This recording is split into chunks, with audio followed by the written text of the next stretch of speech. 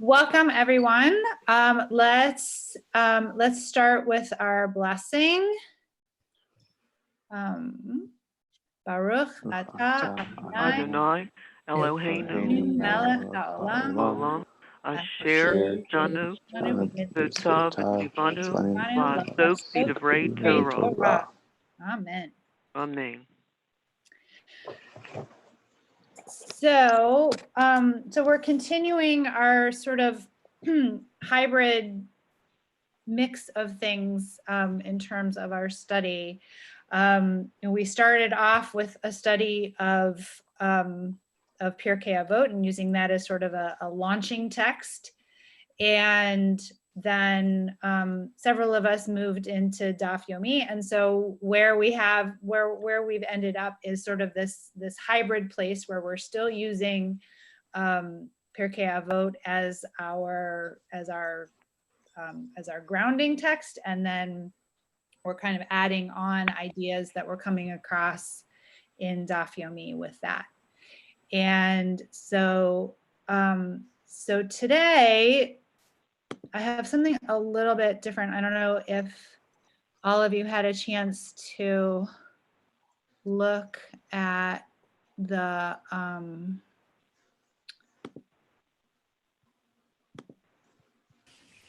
this is going to show the streaming video and then we'll get it to the source sheet. There we go.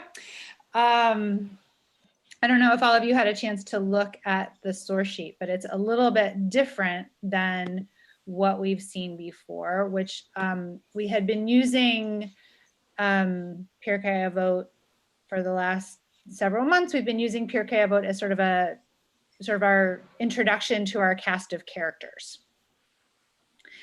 And today I have something a little different. I have a piece of Pirkei Avot that is not a character study, but instead comes from the later part, and it is talking about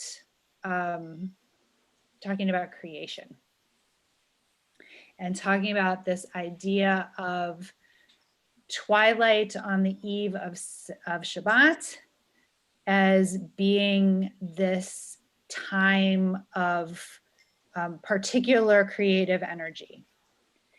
And I thought this was an interesting place to start, given some of the things that we've been coming across in our study of Masachet Shabbat. And so here we start.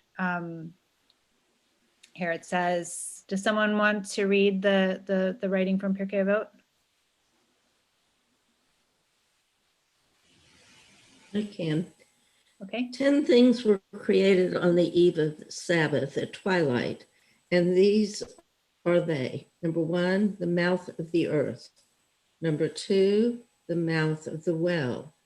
Number 3, the mouth of the donkey. Number 4, the rainbow. Number 5, the manna. Number 6, the staff of Moses. Number 7, the shamir. Number 8, the letters. Number 9, the writing. Number 10, and the tablets. And some say also the demons, the grave of Moses, and the ram of Abraham our father. And some say, and also tongs made with tongs. Okay. So what do we notice about this verse? Well, it's not 10 things. Right? It kind of reminds me of the Monty Python sketch, or the Spanish Inquisition, right? Where they, amongst our many weapons, right? Fears. Right. It's 10 plus 3 plus 1. Right? So it's really 14 things. Because, you know, as we've also been noticing in our Daf Yomi study, math and science are creatively approached in our rabbinic You're texts. flexible.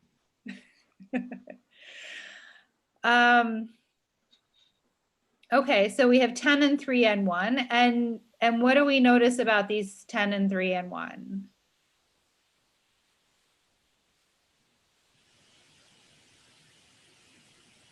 They're miracles. They set up the miracles that come later in the Torah. Yeah, so I put here this, it's a little bit longer, but this English explanation, right? So this is also from Sefaria, right? And it says that the Mishnah lists 14 things that seem to defy the laws of nature,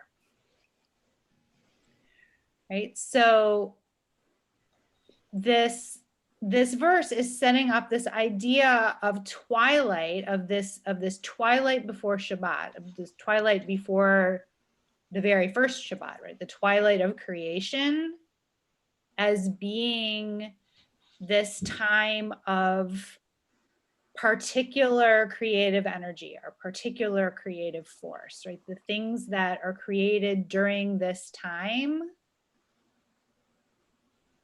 are things that are not otherwise easily explained. So again, this is a way of explaining science, right? That there are things in this world that we don't understand, and there are things upon which parts of Torah are dependent that don't seem to make sense, right? So if we are going to say that God's creation is logical and makes sense, and if we are going to say that, you know, that Torah is logical and makes sense, how do we explain these things? And so there must be a way, there must be a space. And so there's this idea, of twilight, right? So the mouth of, so as we go through here, right, there's an explication of each of the individual things, right? So the mouth of the earth, right? So in the story, in the story of the uprising of Korach in the book of Numbers, right, it says that the mouth of the earth opened and swallowed them, right? So there must be such a thing as the mouth of the earth, right? And then the second thing, the mouth of the well. So what's special about the mouth of the well? What well are we talking about here?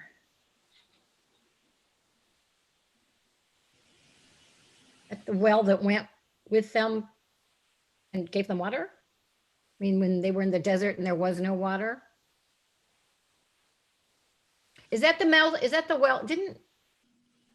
I was going to say Moses hit a rock, but this may not be the rock. Okay, so we can, so here, let's see. Numbers 21:16-18. So the beautiful thing about being in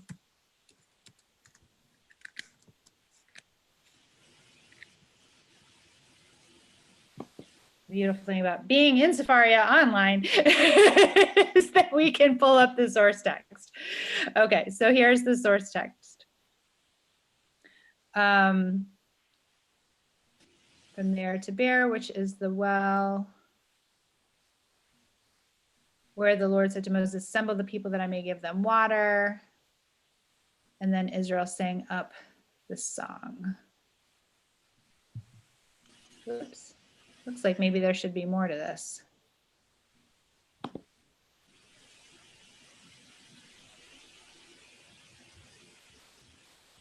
But when I click on it, Safari is going to lock. Yep. I have been having internet trouble today, so I apologize in advance. Okay, there we go.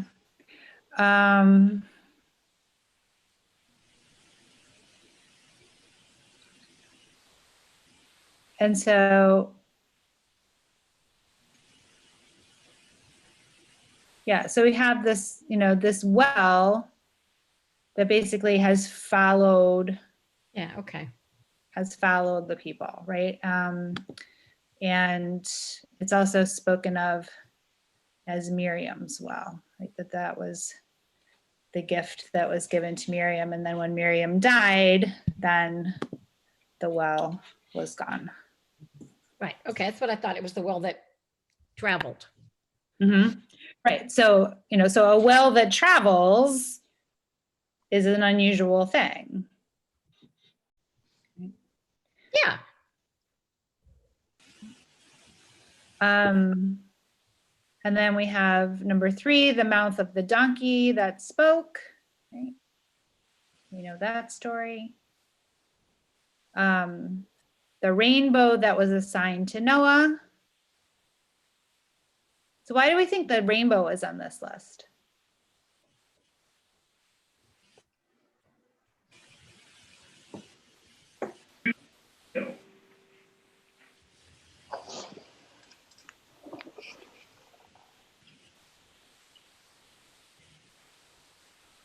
And how is the rainbow like the other things on this list, but also a little bit different?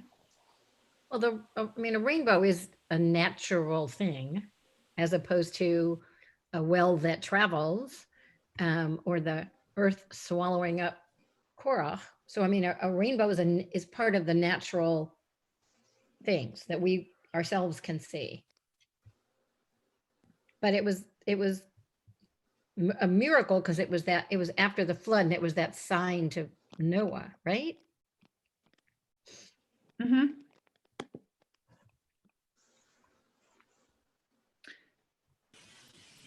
Right. So I think there's a understanding that the rainbow had not been seen. It's a natural thing now, but it had not been seen before that time. Okay. So number 5, the manna, again, an unusual thing. Number 6, the staff of Moses. Right, and we remember what he was able to do with that staff. We just read all that last week in our goddess. Okay, then number 7, the shamir. This was the strong stone used to cut rocks for the breastplate used during the first temple. Why do you think that's on the list?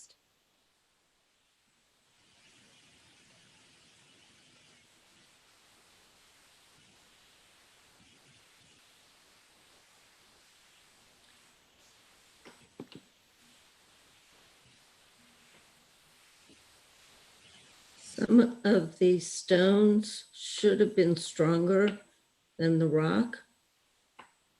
Some of the stones should not have been able to be cut by a rock, say like a diamond. I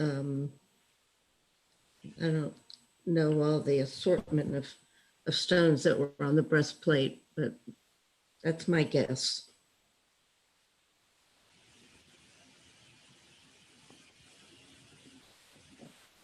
Yeah. Well, I think it sort of ties into this idea of creativity, right? That they need these rocks for other creation, maybe. Right? So it's an item out of which other items are created.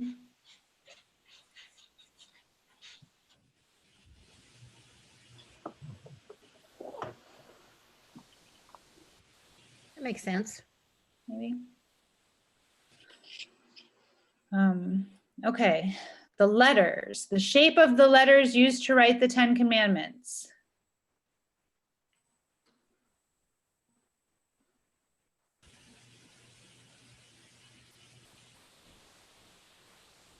Were those letters different than the ones that they used to write before? Is there anything specifically different about these letters?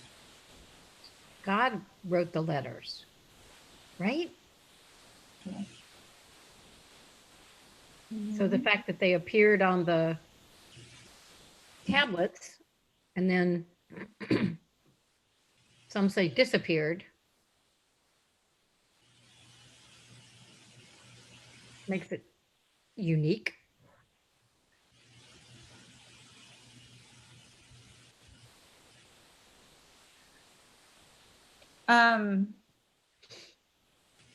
What about just the idea of letters at all? The idea of writing that uses letters.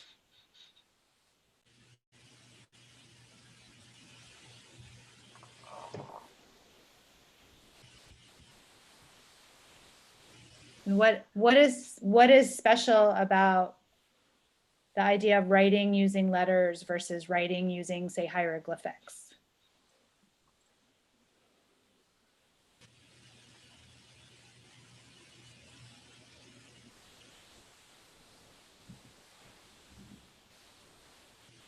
It's more like verbal communication, and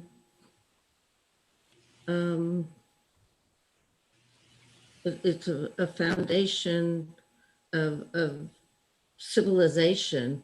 Moving forward, you can have a history if you have writing.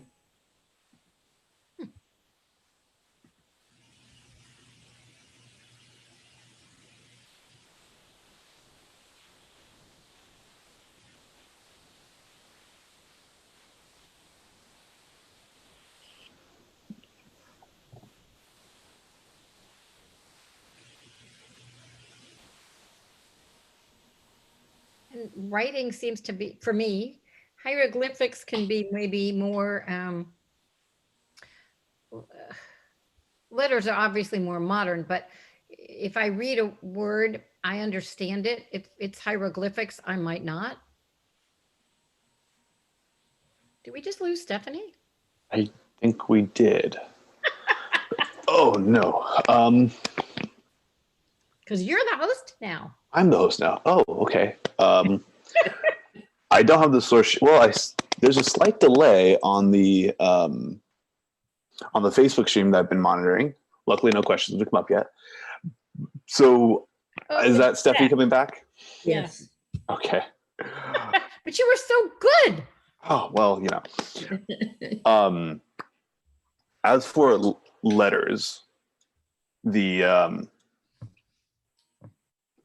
I think we're confusing two words that we shouldn't: hieroglyphics versus pictographs. Mhm. Hieroglyphics are a syllabic writing systems. Like the Egyptian hieroglyphs, that eagle represents a syllable, not an eagle. But pictographs, like what modern Chinese writing and Japanese writing developed from, those were symbols meant like the square with it's a square with 4 lines in it, or 2 lines in it divided into 4. It represents a field, and it's the symbol for field and out, like a rice field or a farming field. So pictographs, there's absolutely a lot to be said about the way people can communicate with pictographs versus words. It's a lot harder, it's less concrete, and that is why around the world, religious buildings, especially very, very old ones, whether you're talking about Catholic churches throughout Europe or even Buddhist temples across China or Southeast Asia, they have like the stories of their religion in picture across the walls. Well, so the letters definitely become more abstract and more bizarre, harder to understand.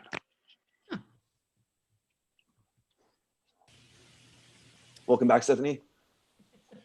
Thank you. I've been having trouble with my internet today. There, we're down the street from a construction site, and it's gone off. But now I am hotspotted on my phone, so it shouldn't go away again. Hope not. So I apologize for that. Charles, thank you for jumping in. No problem.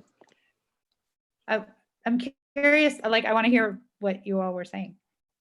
Oh, we're talking about the difference between correcting the use of hieroglyph to the use of the word pictograph, and also how that factors into letters going from something more concrete as you see the picture, it is what it looks like, versus letters, in a world where people literacy is, or written language with letters are developing, it's far more abstract and harder to comprehend than pictographs. Or I mentioned how many old religious buildings, such as cathedrals in Europe, they have the stories in picture form across the buildings. Mm-hmm. Right. So yeah. So I mean, the idea of having a language that's written in sounds instead of pictures opens you up to all kinds of you can all of a sudden write down abstract thoughts. Right. Right. Which I think was what Susanna was saying, or Karen, somebody was saying, right. When I froze, that's what somebody was saying. I don't know at which point it froze and you left, but the ending statement was partly that, and also with written language, you can have developing more of a history, or recorded history. Yes. I am gonna make you co-host just in case again. Okay. Then I'm gonna share my screen back up. Yeah. Cool. Well, there we go. Okay. Thank you all for your patience with this like whole new universe of trying to do things. It sort of fits well with our text, right? This idea that we're gaining some things, and we're also having some challenges when we're in this different time. Okay. So then we have the writing, which according to legend can be seen from all four sides of the tablets. Right, so again, this idea of that these tablets were, and then 9 and 10, right? So we've got the tablets themselves, right? So we've got this idea that that the tablets of the law were something special and unusual.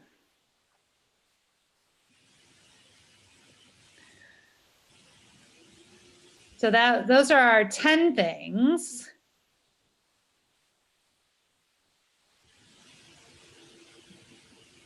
And so what do we think now that we've gone through them all? Are there other things that those things have in common that they should be grouped together?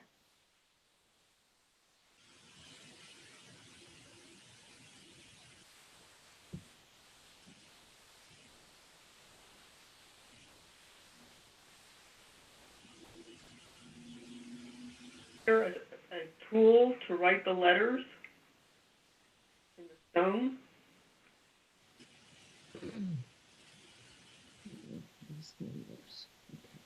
I'm sorry, Diane, can you say it again? Was the shamir the tool that could use to write the letters on the stone?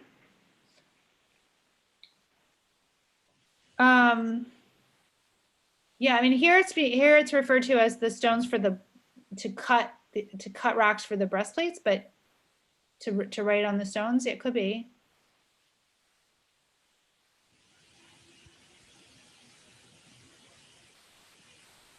I think, as Karen said, they're miracles or things that aren't, found other than now the rainbow, found in sort of the natural world. Mm-hmm. Well, and almost like the tools the tools for doing the miracles, right? Like the things that you needed for the miracles. Okay. And then some say, right, because you can't just have a list, you have to, you have to have a conversation, right? We're this, if we have learned nothing from our study of rabbinic writings, it is that, right? You can't you can't just have a thing, you have to have a discussion. So some say that in addition to that list, we also have the demons, which we haven't heard from about demons in Daf Yomi for a while, from way back at the beginning of Brachot. But again, because demons are themselves a way of explaining unnatural phenomena or explaining phenomena that we don't understand. Right. So they must also have come from this sort of twilight time. And then we have something a little bit different. We have the grave of Moses.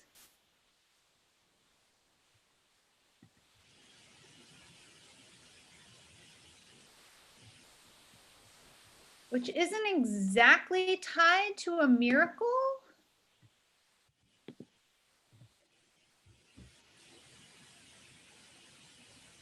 But how did the grave of Moses happen? I don't remember. I mean, did we ever read that anybody like went and buried Moses? No, I don't think so. So kind of a miracle. It's again, another sort of non-human thing, not done by human hands, maybe. Mm-hmm. Right, because we read of Moses's going away and dying, but we don't read about being found or being burial. And of course, we would think that there has to have been a grave, right? Somehow. Right. Okay. All right, so we've got demons, the grave of Moses, and the ram of Abraham.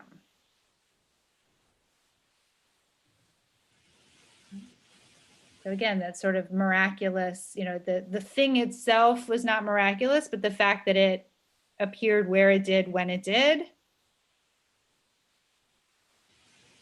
Right. Yeah.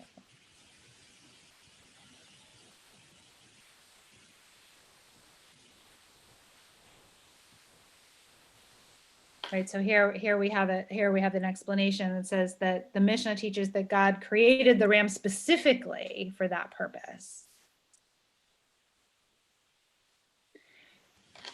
And then this last one, I love that one. right? This last one is, it's not a miracle almost as much as it is like a chicken and the egg, or Just gonna say, what came first, the chicken or the egg? It's the same thing. How do you make tongs if you don't have tongs?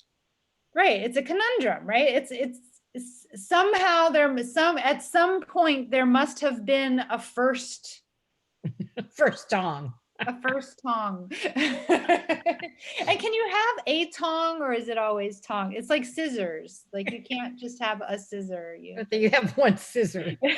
I think a scissor is a knife and a tong is a spoon, maybe. I don't know. It's like a slotted spoon. Maybe. Great. But it sort of tickles me that it's at the end of this list, right? That you've got the tongs, and so to me, this idea that again, it's the thing you need in order to create other things. It has a lot in common with the shamir, right? It's the rock that you need for cutting rocks. It's the thing that you need to create other things. It makes me think too of, like if you think of the world as being created of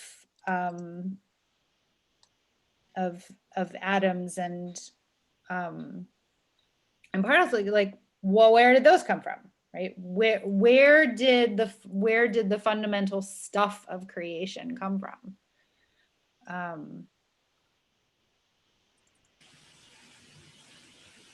Okay, so there are some questions here that says, why is it 3 parts? Why do we have the 10, the 3, and the 1? Are there things that the 10, the 3, and the 1 have in common that we haven't already talked about? I don't think so.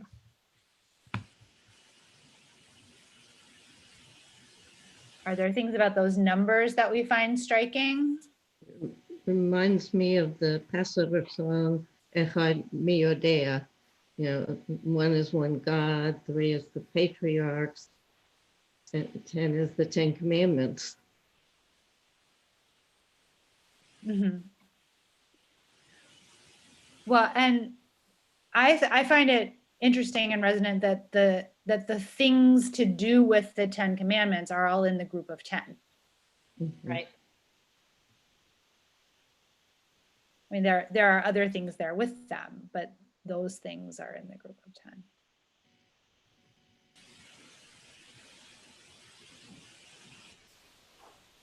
10. Safaria asks the question I want to ask, which is, it lists some of the miracles, but maybe because it's Pesach, my first miracle I thought about was the splitting of the sea, even though I'm sure you can read many scientific treatises on why that happened, but still it's presented as a miracle, right?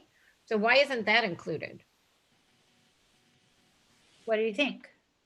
If I had it, I don't know. That's why I was asking my friends in the class. Well, friends, what do you think?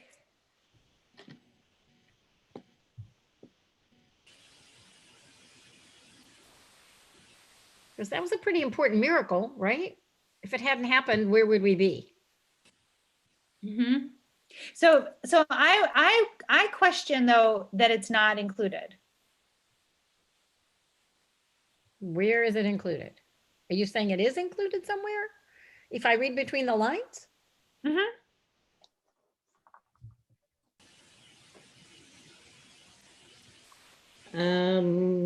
The splitting of the sea could be Moses' staff. It could be. That's what I was thinking. I was thinking that, that maybe the miracles that happened when, in the times when God said to Moses, raise your staff and this will happen. Because the other question that I have is, like, what else would be required for the splitting of the sea? Like, what was needed for the sea to split?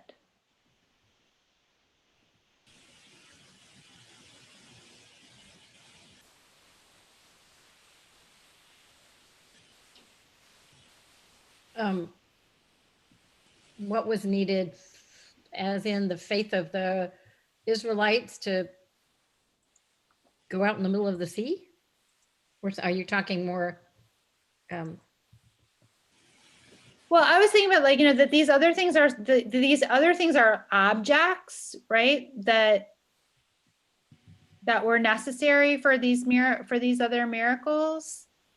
And I'm wondering if there is an object other than Moses's staff that was necessary. And I don't have an answer to this question. I'm inviting you to think about it with me. Could it be that these miracles didn't happen at twilight? They happened at a different time? Does it matter that they didn't specifically happen as the first 10 that were the twilight on the 6th day, and this happened at other times?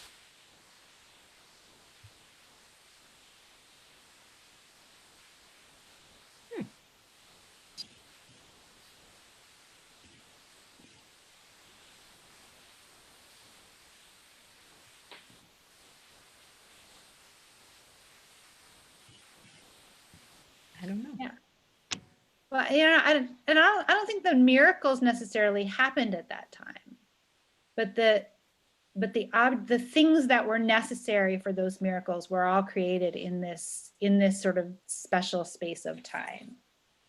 But it does go with so there was a post that someone put here on the Daf Yomi Facebook site, and it didn't specifically have to do with the Talmud pieces that we were reading. Hi Janine, welcome.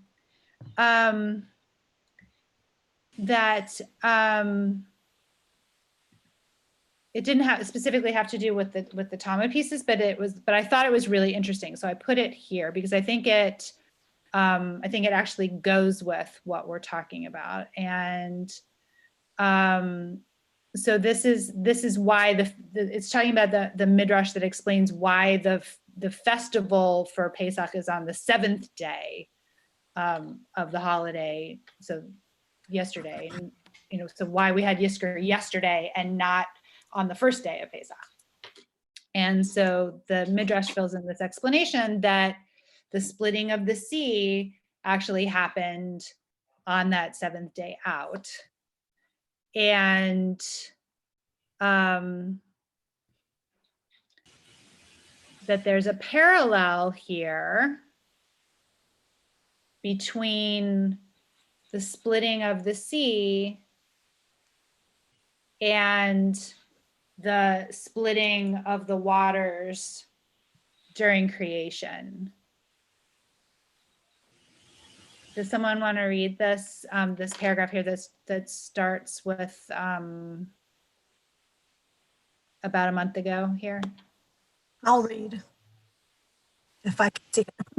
Okay. About a month ago, I heard Rabbi Shai held an extraordinary lecture on Exodus and its cosmic significance, on Zoom, of course. He talked about ancient cosmologies in which water symbolized chaos and God created the world by slaying sea monsters. In this famous part of the Exodus story, he pointed out that as Moses lifts up his staff over the water, splitting the sea so that the Israelites can march into the sea on dry land. Okay, B'tach Hayam Vayasha in Hebrew. The language echoes that of Genesis 1, when upper and lower waters are split, leaving an expanse of dry land called earth, again Yam and Yabasha. In other words, the splitting of the sea is not just a tale of escape, but a new creation story in and of itself. As our ancestors left behind Egypt and Pharaoh, darkness and chaos, they stepped into a new world altogether, forging a new nation, embracing a new destiny, and creating a new life for themselves. Thank you. So what do you think about that? And how does that tie with what we were just reading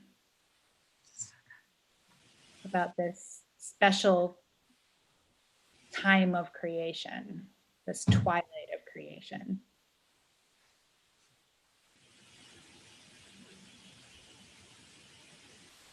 The only thing I can think about, and I'm sorry, I came in late, is that the Exodus is for us an incredibly transcendent, I'm going to call it transcendent experience. We didn't just go from place A to B. We left Misraim, the narrow places, and just like the water separated, we entered a new land. So it's not supposed to be just, okay, I got there and I was there, like you travel from X to B. You're basically traveling to a different dimension in some ways.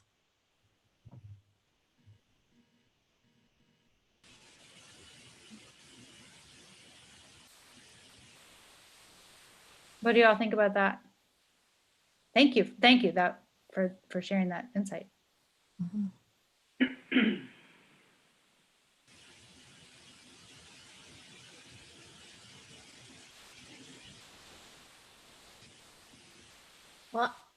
I am, of course, not of course, but I read this on the Facebook, in the Facebook group and the comments around it. But I think that it's a lovely way of sort of thinking about how we all get to start again.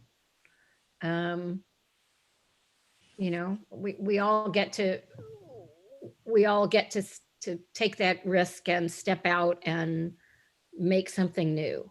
And you know, if you think about some of the things that we talked about with the, I think about the way you talked about it a little, Stephanie, with the implements or tools which you had to have in order to have that miracle, right?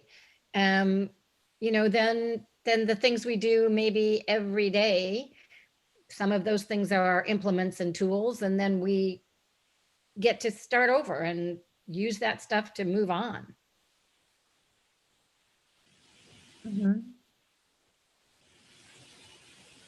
Yeah, and I wonder about this idea of that each of these things have something to do with creation in and of themselves. And that, you know, so this idea of the things that are created during this twilight time having in themselves some sort of power of creation. So I want to sort of move us along a little bit to our actual, you know, our Gemara, what we're going to study. And I want to take us to Shabbat 34b, which is where we start to see this idea of twilight coming in, and it's coming in, again, this idea of the twilight before Shabbat as this very, very specific and yet really hard to pin down moment, and why it might have particular significance. Okay, so does someone want to read here? I'll read, if I can. The sages taught a Baraita, which discusses the range of problems that arise with regard to the twilight period. Twilight is a period of uncertainty. It is uncertain whether it consists of both day and night. It is uncertain whether it is completely day, and it is uncertain whether it is completely night. Therefore, the sages impose the stringencies of both days upon it. Okay. If there is a stringency that applies on either of the days, one is obligated to adhere to it during the twilight period. Nevertheless, the definition of twilight is uncertain. And what is twilight? From when the sun sets, as long as the eastern face of the sky is reddened by the light of the sun.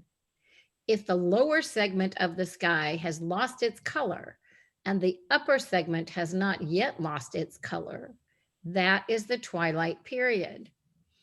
If the upper segment has lost its color and its color equals that of the lower one, it is night. This is the statement of Rabbi Yehuda.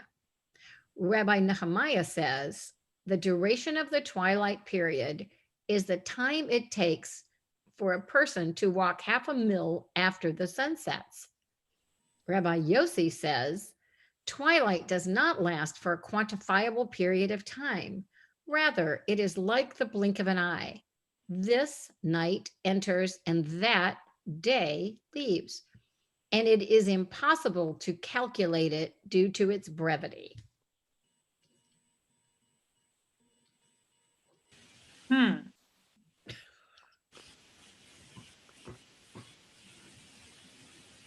So we've moved from this idea in Pirkei Avot of twilight, and particularly the twilight before Shabbat, as this period of unusual creativity or creative potential, to this idea that it's uncertain.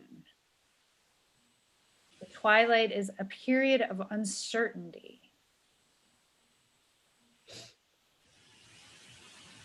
What do you think about that?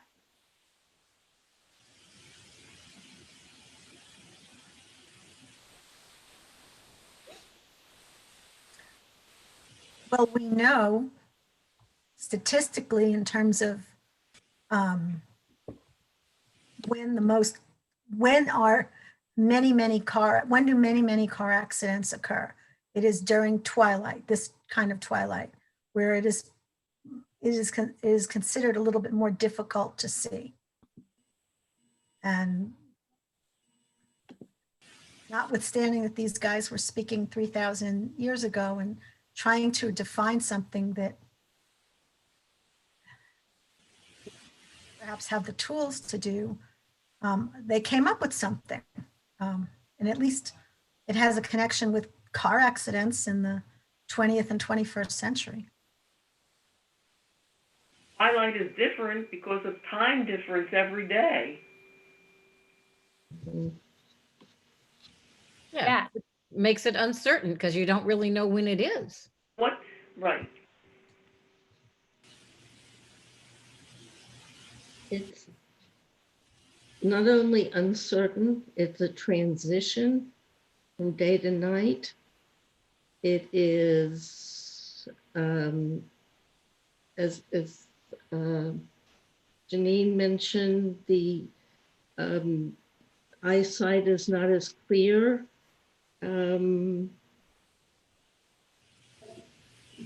We could almost say it's magical. You don't always see the sun. Say again, Diane? You don't always see the sun. You know, you get different suns, different twilights. Each day it can be different. Mm-hmm.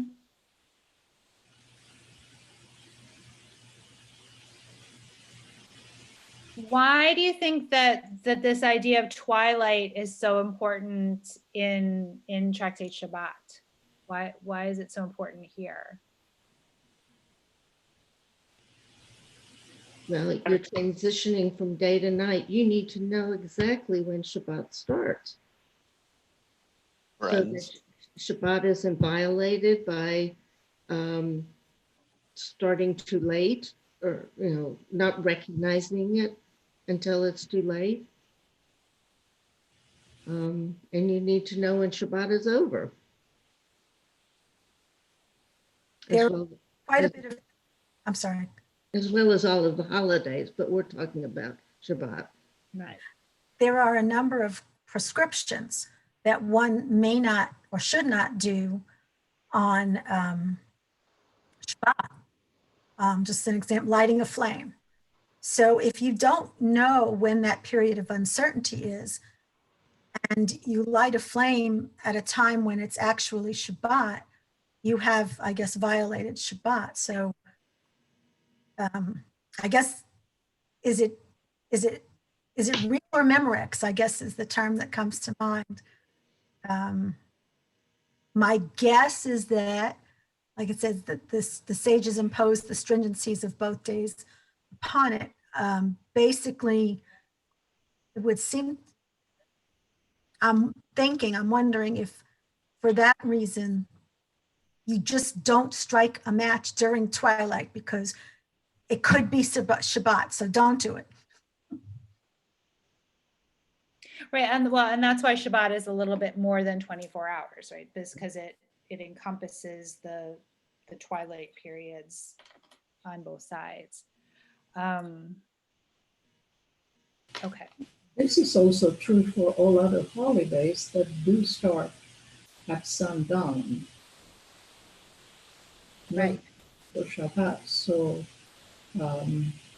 that creates the uncertainty then when a holiday celebration starts. If it is just a fleeting moment and it's so difficult to define, how will that enter into all of the other holidays too through the year?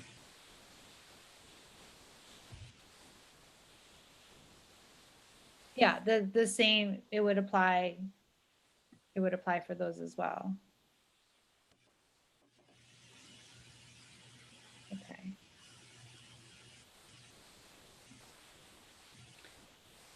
So moving on a little bit and sort of bringing us around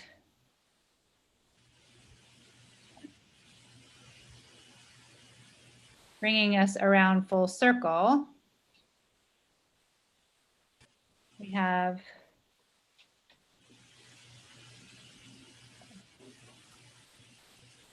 a little bit further along. Somebody want to read this one?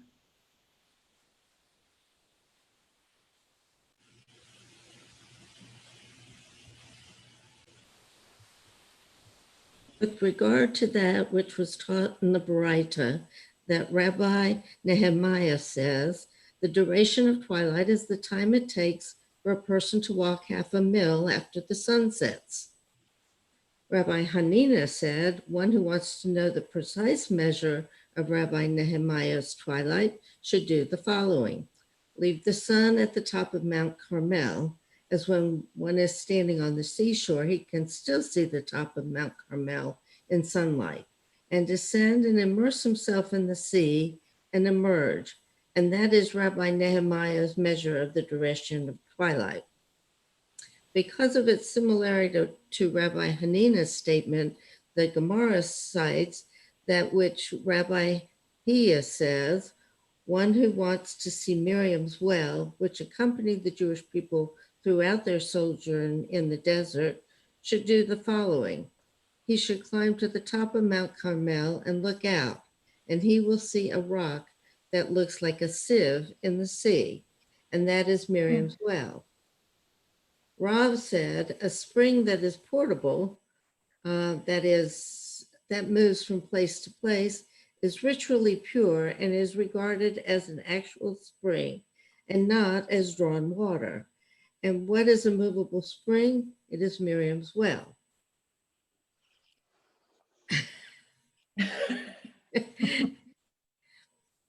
They got a little off topic. Well, or did they? Oops, we lost Freddie. So there's supposed to be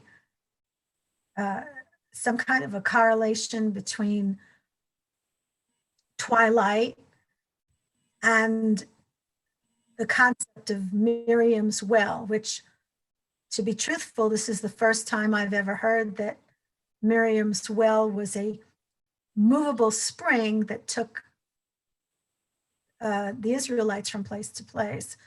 We discussed that a little bit before you were able to join us. I'm sorry. Okay. That's okay. Just well,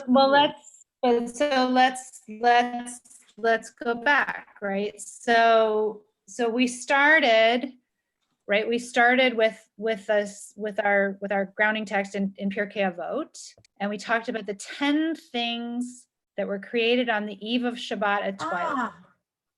So the 10 things that were created at in the very last glimmers of creation. And one of those things, right, the second thing that was listed was the mouth of the well, right? And the explication that we read explained to us that the well that we're talking about is Miriam's well. And so that this is one of these 10 and then 3 and then 1 miraculous and or sort of source creation things that were created in the very last moments of creation. And then we come here to talk about, so those were the things that were created during the twilight before the very first Shabbat. And now here we come to talk about the twilight of any Shabbat. And so where we are now, and then we had our splitting of the sea, and that idea. But this idea of moving from one state to another, and you know, that the times that we are in now feels very much like this, very much like a twilight time, very much like a time of transition between one state and another. And you know, there probably, let's see, so this is 34b, this is the right there are a few verses between these two, but these two segments of Gemara that I pulled here are part of several pages of discussion of twilight, and when is twilight, and what do we do on twilight, and is twilight subject to the rules of both, or is it subject to the rules of neither, and do we blow the shofar to remind people that it's twilight, and all these things. But this idea that twilight, that this time of this in-between time, and particularly the in-between time that comes right before or right after Shabbat, has this like particular creative power, this particular creative potential.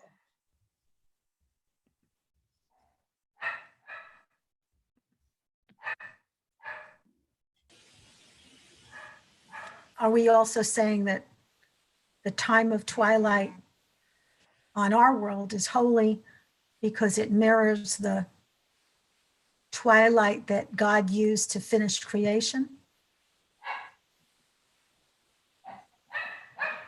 What do you think? I mean, so what does the text say?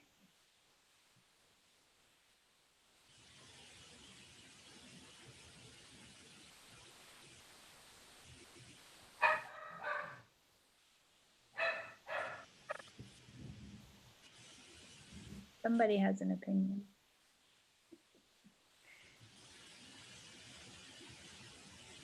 Okay, well, it says that twilight is a period of uncertainty, not holiness, not grandeur, but uncertainty. So is this sort of a mini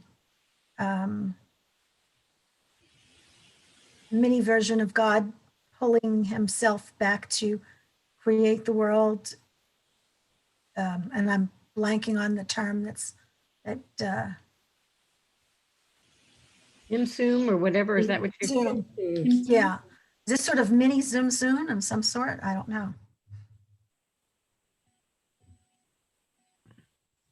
That's a really interesting thought.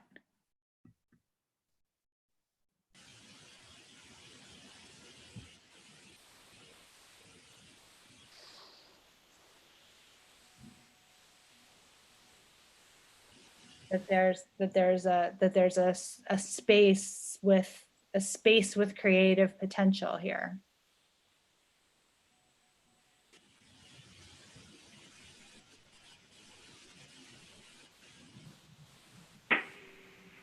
Well, the analogy that was made previously in the text that you provided talks about how we are perhaps in a period of twilight now, and it is uncertain.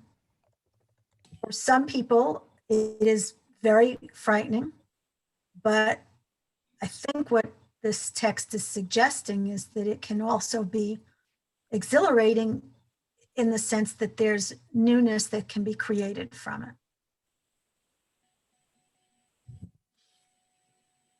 Mm-hmm.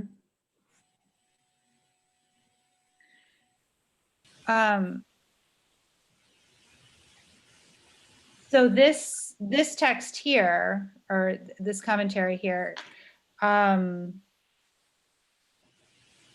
about the splitting of the sea as, you know, as a period of transition, and so I'm wondering if we think about the miracles around any of the other things, how those might be seen as transition. And then I'm also wondering And I'm sorry about this scrolling up and down. I have yet to figure out how to like have multiple things on the screen without them getting too small. You know, but that we've come back here, that Miriam's well has come back into the conversation, right? That Miriam's well was one of those mystical things that was created at twilight. And here we have almost an aside, right?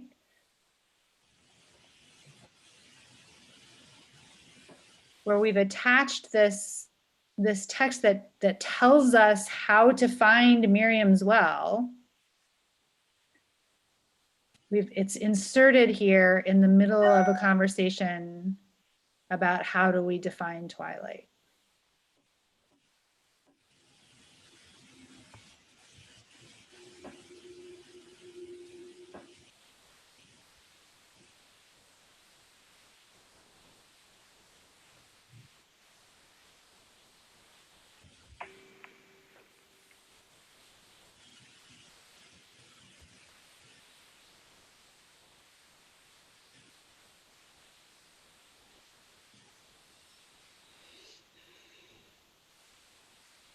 I am trying to figure out why it's there.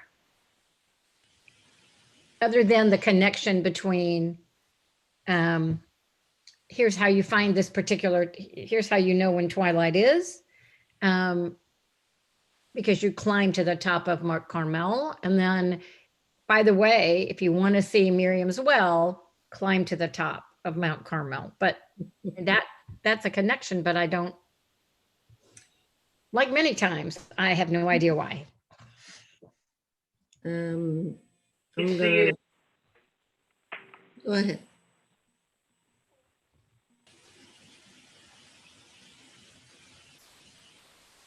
that possible?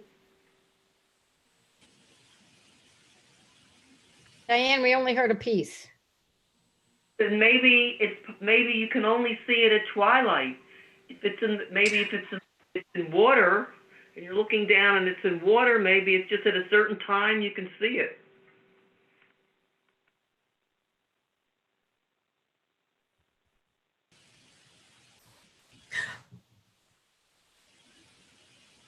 Okay, on the list that you had before, I noticed you had rainbow. Mm-hmm. And if you can only see Miriam's well during twilight, if that's so, then these are things that are, Karen said miraculous, but I don't know. I don't think we would use, I don't know if I would use the term miraculous. I think it's, or magic, excuse me, that's the term Karen used. I don't know that I would use the term magic, but there is something about twilight. There is something about seeing a rainbow. It is something beautiful, but it is tenuous. It is not something you'll see all the time. It's momentous. When you see a rainbow, and I really don't know what the ancients did, but when I see a rainbow, I say, oh, that's nice. I mean, and it's also supposed to be is it the book of Genesis describing Noah? It's a promise not to destroy the world again. But it just, other peoples have ascribed rainbows to certain things. So I don't know. It's sort of it's like Tinkerbell, actually. Do you want to say more about that? Tinkerbell? Yeah. Direction. Who said they want to say more of that? I see the time in the desert was a time of transition, as is the twilight. And Miriam's well was only available to the Israelites while they were in the desert. And here it's only visible during, as somebody said, it was only visible during twilight, perhaps. Perhaps, although the text doesn't say that. Okay.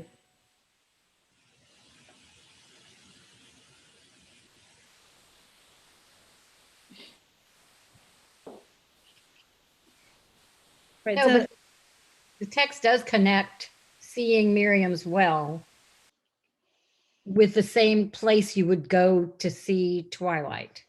Yes. yes. And we know from the the Pirkei Avot, which is Mishnah, right? Which these writers would have known about, right? So they would have known about that text.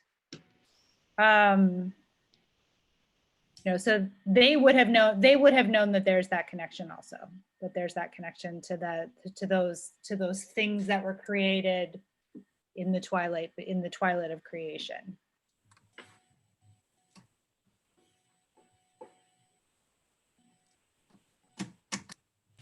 So there is this, so I think there is this sort of deliberate invocation of the miraculous.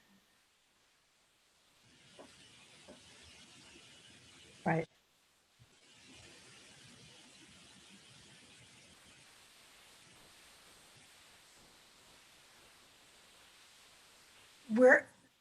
This is a little bit going into that statement, but a spring that is portable is ritually pure, not as drawn water. And I suppose that makes a difference in terms of the blessing that you would give over using, either drinking that water or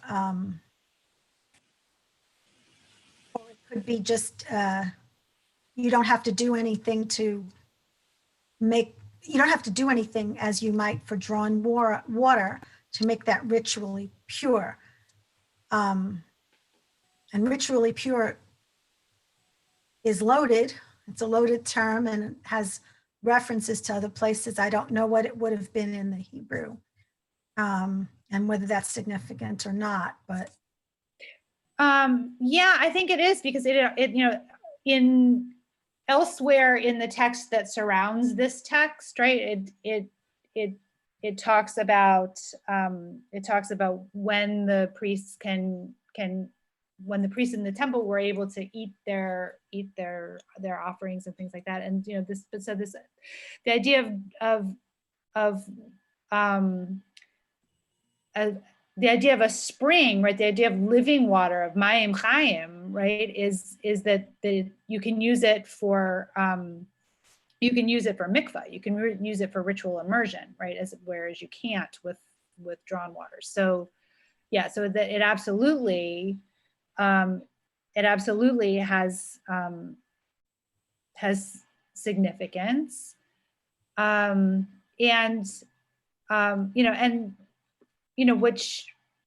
which makes that idea of the well even more miraculous, right? I mean, if not only does this well travel, but that the well itself is a well of ritually pure water.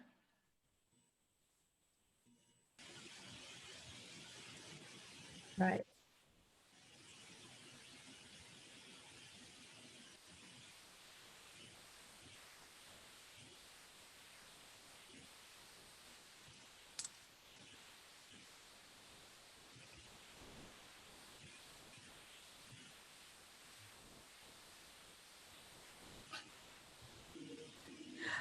Right.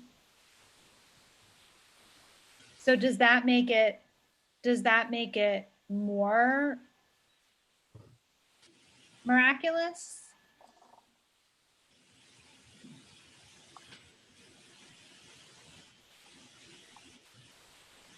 Does that make what more miraculous? The concept of a moving spring that is also ritually pure, or I'm not sure exactly to what you're referring.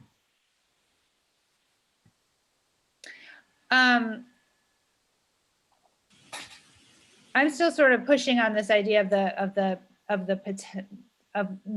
how we're connecting, why this connection with Miriam's well in the middle of the conversation about twilight, why we've sort of reinforced it.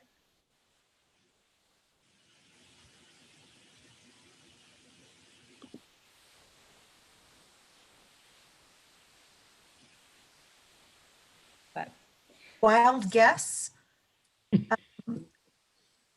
These It's all a issues, wild guess. pardon? I said, Janine, it's all a wild guess. I guess so. Okay, so wild guess. These are women's issues. When to make Shabbat? When are you not working? And so is drawing water, and so is being ritually pure. I don't know, just jumps out to me. This is part of a woman's life. Would they use it as a mikveh before Shabbat? Perhaps, I guess.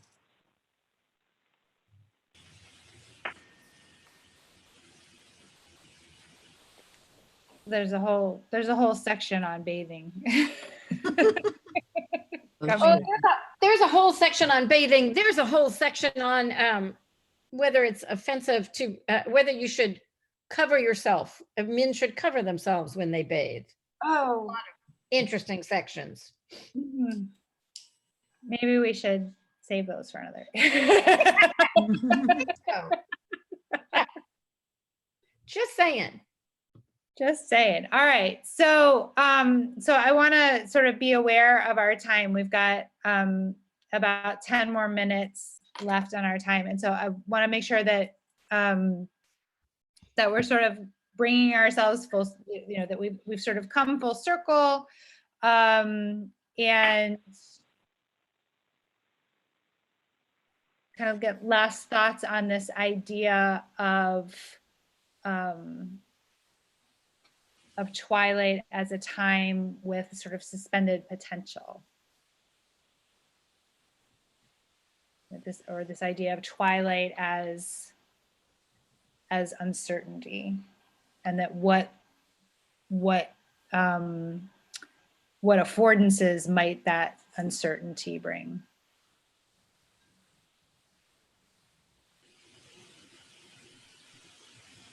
I have heard it said that, and I don't know if it's true, that the Chinese symbol for crisis is also the symbol for challenge. And that's what jumps into my head, which is when you have periods of uncertainty, you might use them wisely, or you might not. That's just what jumped into my head when I saw that.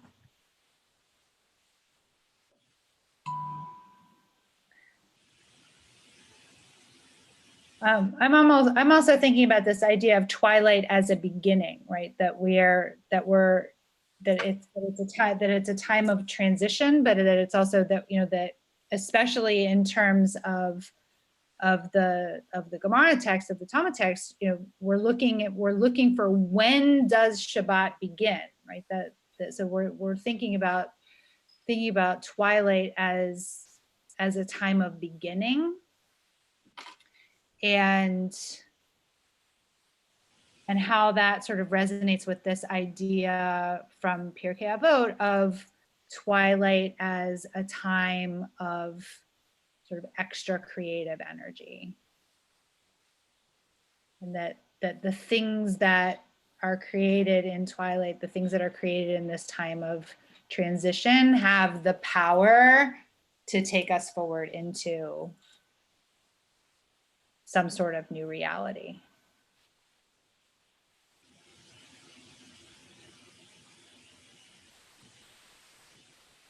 Well, okay, so reaching, sort of using some of Janine's thinking, that, whatever. If you think about Shabbat, just Shabbat, not, if you think about Shabbat, two images that come to my head.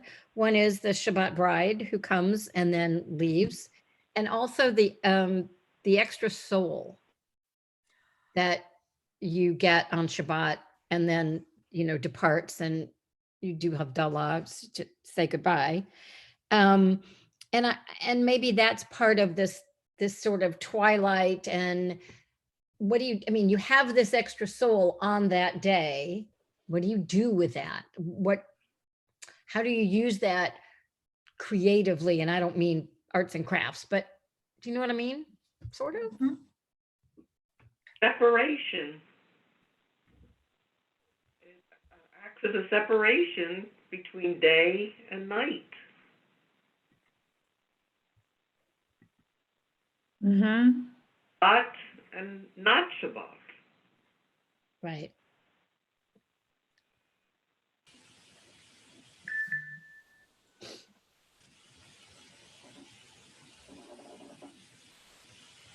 Perhaps it's, sorry. Go ahead. Well, I love Freddie's analogous thinking. It's beautiful. And I seem to recall that how we use Shabbat, our rest, so to speak, under our control, sometimes not, but to use it for good, and not to take it for granted, because you only get that second soul enriching your life for those short periods of time. So, I don't mean that as a you need, you must or whatever, but it.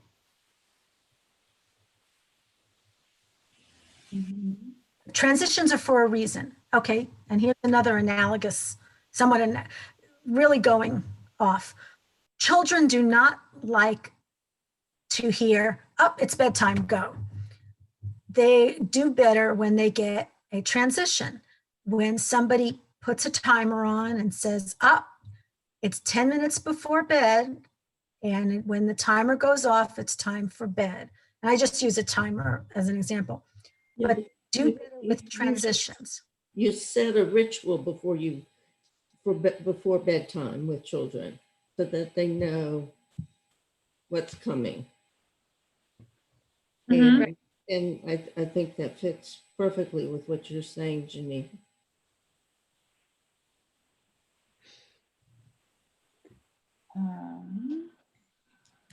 Yeah, I love that idea, and that sort of giving the heads up, right, creates the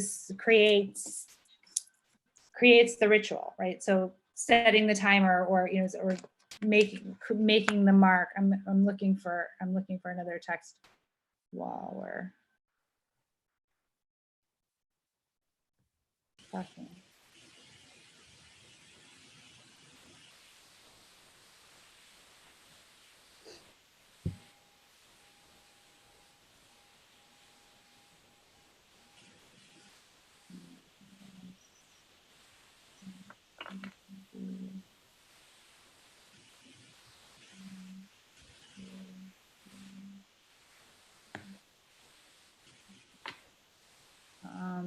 Okay. So,